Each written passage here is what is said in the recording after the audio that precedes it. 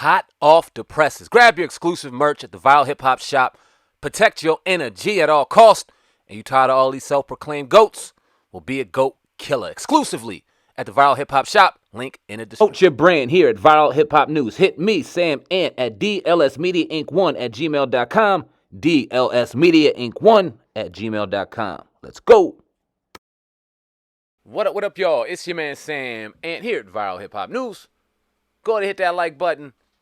Smash that notification bell. And if you're not subscribed to Viral Hip Hop News, ladies and gentlemen, what are you waiting for? Subscribe right now to the brand. Appreciate each and every one of y'all. And let's get to work. All right, a couple of days ago, damn near a week ago now, Ice Cube went on his social media and he thanked some people. He let some people know that he's always been down for the cause, fighting against you-know-who. He's talking about the big three and how certain power structures are trying to block certain things involving or regarding the big three.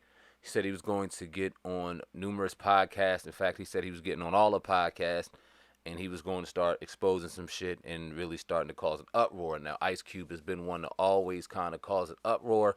If you remember, during the election year, he wrote the contract for Black America. He tried to present it to the Democratic Party, now President of the United States, Joe Biden.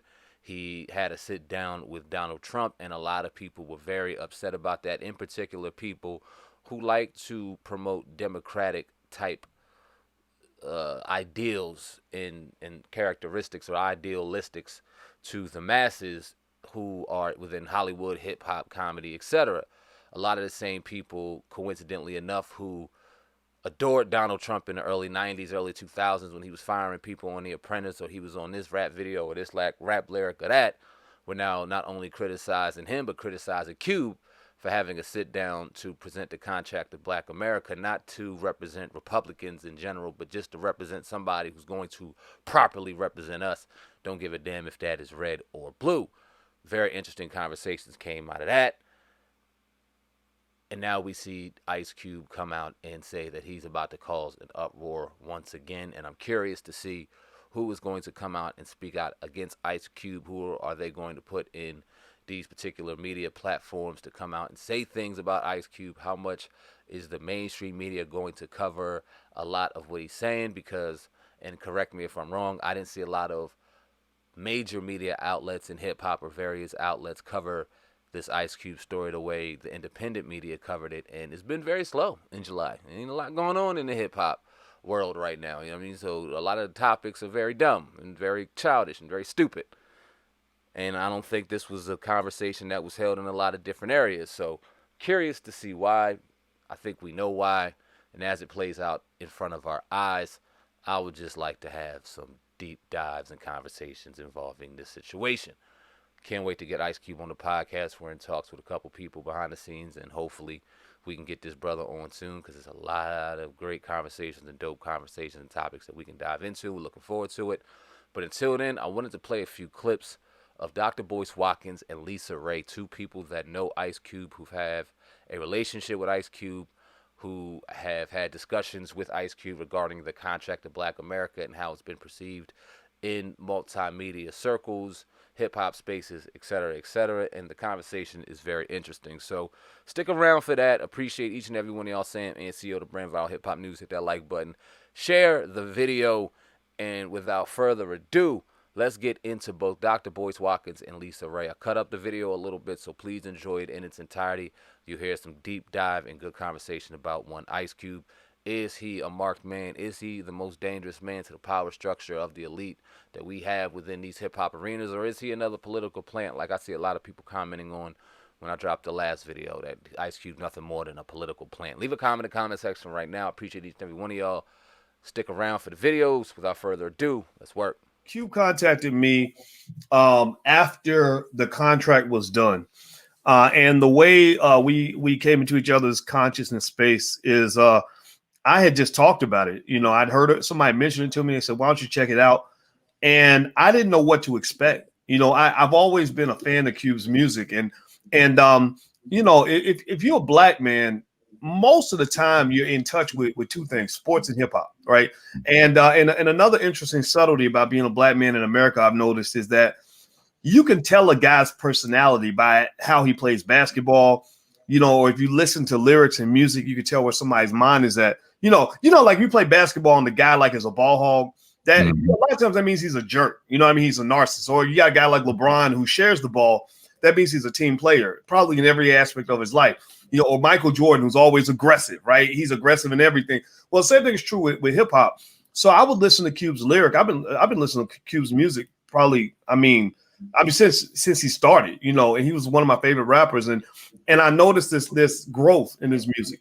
This message that kind of said he wanted something better for the community, and I always respected that.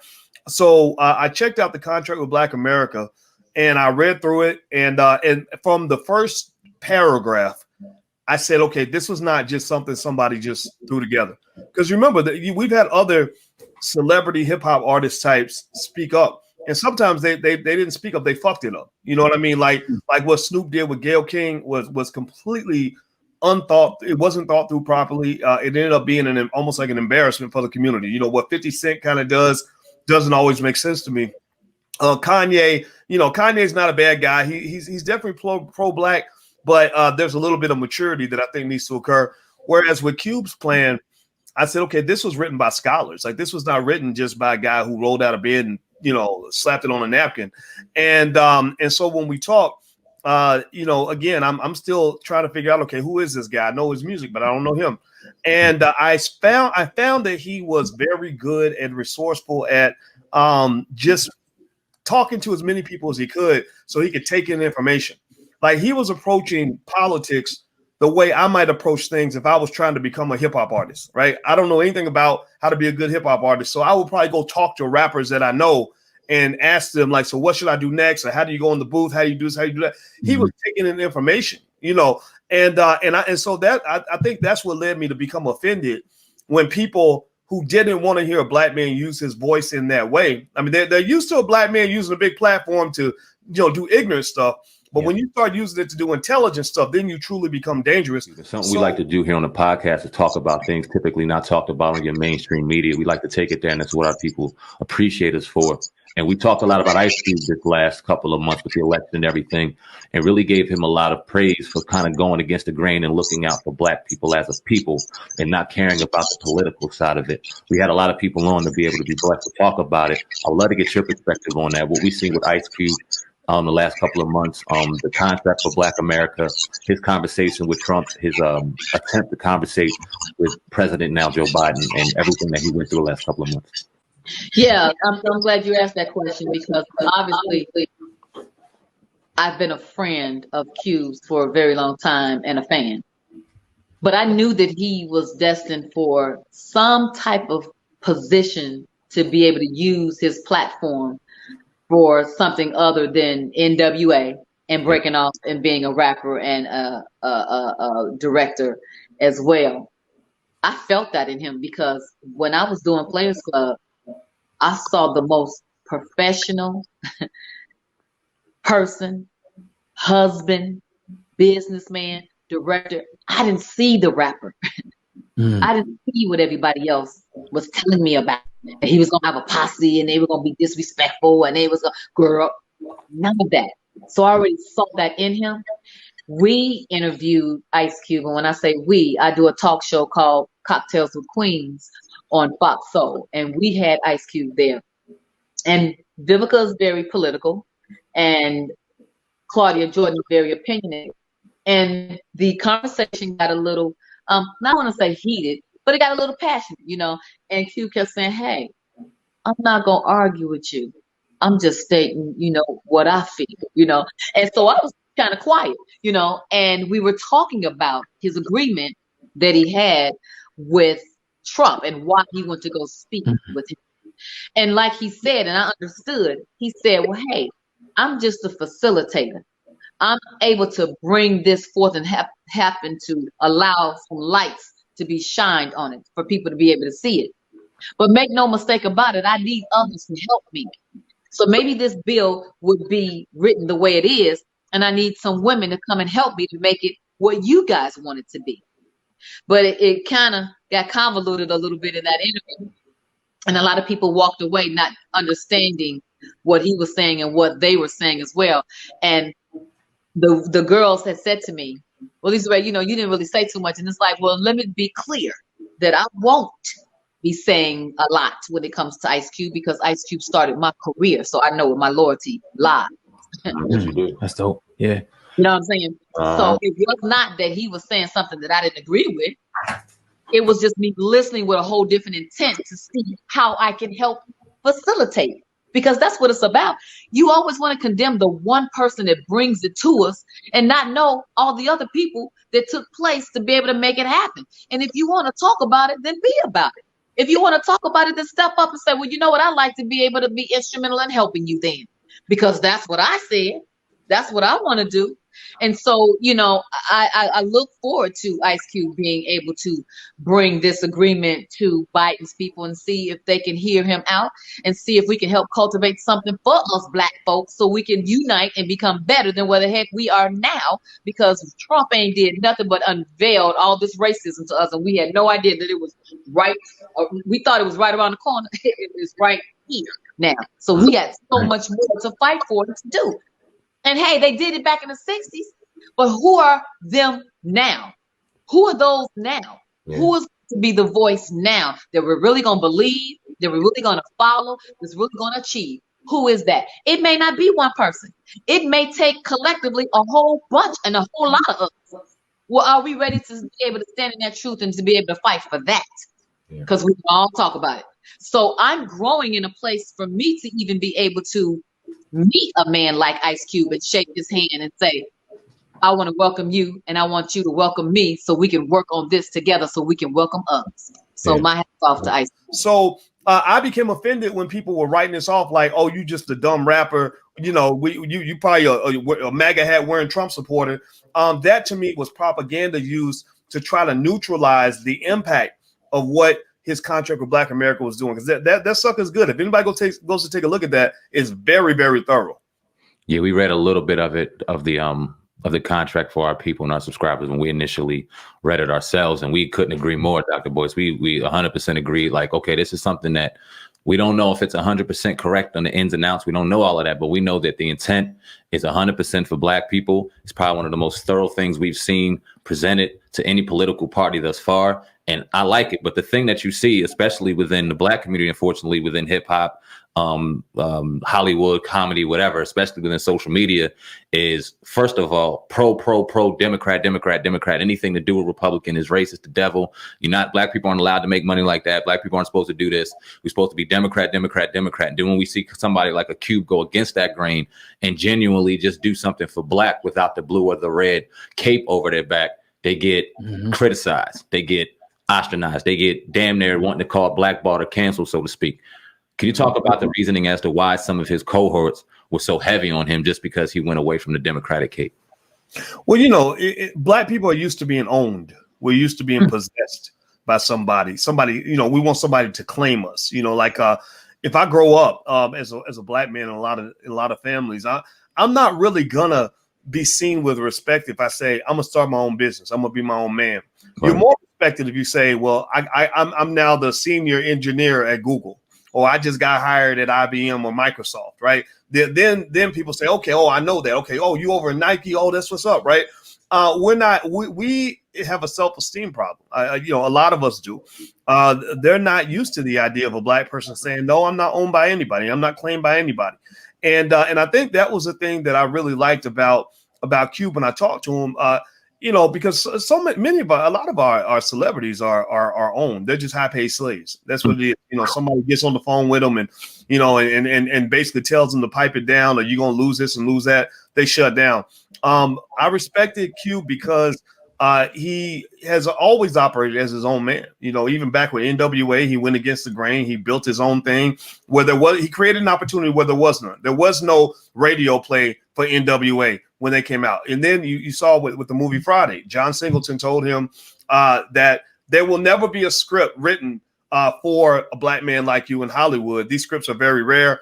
You got to write that script. So that's what led to the Friday series. And then when you get to the big three, Cube's not 6'8", 240 pounds, but he saw a massive multi-billion-dollar opportunity with all these great players that are respected brands that he could put in the big 3 league. So he's always been an initiator. And that's very important. That's a very important distinction that I actually respect when I see it, especially in a black man. Because to me, the power that you have as a black man and the root to your masculinity is partly connected to your ability to initiate, to say, I'm not doing this because somebody told me to do it. I'm doing it because I told me to do it. Right. That's leadership. That's strength. And so to that extent, I think that he was presenting something that was really ahead of his time. Just like when he said "fuck the police" 30 years ago, everybody thought he was crazy. The FBI was trying to kill him, all this other stuff. Well, now 30 years later, everybody's saying "fuck the police." Well, now he's basically saying you don't have to be red or blue. You could be your own man. And 30 years from now, people will get it. But right now, people are like, "What are you talking about? I'm black. I'm supposed to be owned by somebody."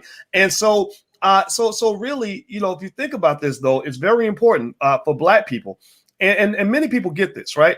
It's very important for black people, especially the black man, to learn how to emerge from this sort of co-opting ownership culture. Because here's the thing. It's very dangerous for a black man to go through life looking for somebody to own and control him, right? It doesn't work in your favor because the white man competes with you in a way that he does not compete with anybody else. He oppresses you in a way he does not oppress anybody else. He's not afraid of the black woman the way he's afraid of you. So when you go in thinking, "Oh, we're buddies, we're friends, I need you to pat me on my ass and tell me that Black Lives Matter and give me some flowers," then they're going to exploit that. They're going to take advantage of that. And so really what I loved about this, with this election, as much as we can complain about how things happen and get mad about the whole Chicken George routine that people did after Biden got elected, I think there's a lot of reason to be very optimistic. I feel that no matter who ends up being president, I think Biden will be the president, but no matter who ends up being president, the black man already won this election. The black man won this election because he exerted himself into the conversation. Mm-hmm. You were removed from the conversation 25 years ago when the Biden crime bill was locking up some of your smartest, most ambitious men. The drug kingpins are not average dudes. These are guys that would have become multi-billion-dollar CEOs. They would have become heads of households. These are leaders. These are alphas. So they locked away a lot of your strongest men. And so for a long time, your families were breaking down, and they still are. We got to fix that. And there was no masculine leadership in the community. That's when the women started to just kind of step out and take over. And that's why they appeal to the women, because they're like, well, we don't need the approval from the man. It's like if somebody comes in your house and daddy's never home anyway, well, they're like, okay, I got to just make the mama happy. If the mama agrees, then I can do whatever I want. Mm-hmm. And so what's basically happened is daddy came home. Daddy came home and said, no, I know I've been gone for a while, but I'm back. And I'm going to have a voice in this whole conversation, whether y'all like it or not. So you're getting some people that cheer for that, right? We got black women that love it. They love to see black men act like men and not no little bitches, right? They love it when we step out and we're intelligent. When guys like Cube and other people have done this, right? Look eye to eye with a Joe Biden and say, no, let's negotiate, or Donald Trump or whomever. And then you've got people who don't like it, right? Either because they're afraid. Fear is a strong motivator for black people. If you want to ever get black people to do anything, just tell them a scary story. He's gonna come kill you. He's gonna beat you. He's gonna steal your dog. He's gonna put you in prison, put you in concentration camps, all that. So a lot of people either operate on fear, or maybe they're just trapped by tradition and habit. But what's happening though is that because you made your presence felt, it's changing the whole conversation. Even the people who disagree with what Ice Cube was doing are now changing the way they're talking to politicians. Even the people that were in Biden's pocket are now more aggressively negotiating because this issue was pushed. If that hadn't happened, they would be doing the same old thing. So we're all making progress together, whether we like it or not. Absolutely. Now, the plan that Ice Cube put out, Trump, they kind of revised it, I guess, and they changed the name to the Platinum Plan. But then on the other side, you had the Lift Every Voice Plan. If you can, Dr. Watkins, could you kind of compare and contrast the Lift Every Voice Plan to Ice Cube's plan? Well, the Lift Every Voice Plan is one that is there's a little bit of talk about a lot of different areas, but a lot of it, it's first of all, just start with the titles, right? Platinum Plan, that's insulting. The Lift Every Voice Plan, that's insulting, right? All these are built on these weird stereotypes, of black people, right? And both of the plans are kind of a joke because they're not getting to the core and the heart of what black people really want. the thing about the Lift Every Voice Platinum Plan and then the contract with Black America is that two of these plans, one plan came from the Democratic Party leadership. The other one comes from the Republican Party leadership. The contract with Black America comes from Black people. That's very different. You see, what a lot of politicians do, which is very unfortunate, is when they want to decide what they think, what is best for Black people, they don't actually ask Black people. They don't ask people like you and I. They go and they will say, okay, well, we're going to decide what we are willing to do for ourselves, and then we'll fit Black people in there, and then we'll go convince Black people that this plan will work for them. That's what they do. They did that even back with Obama.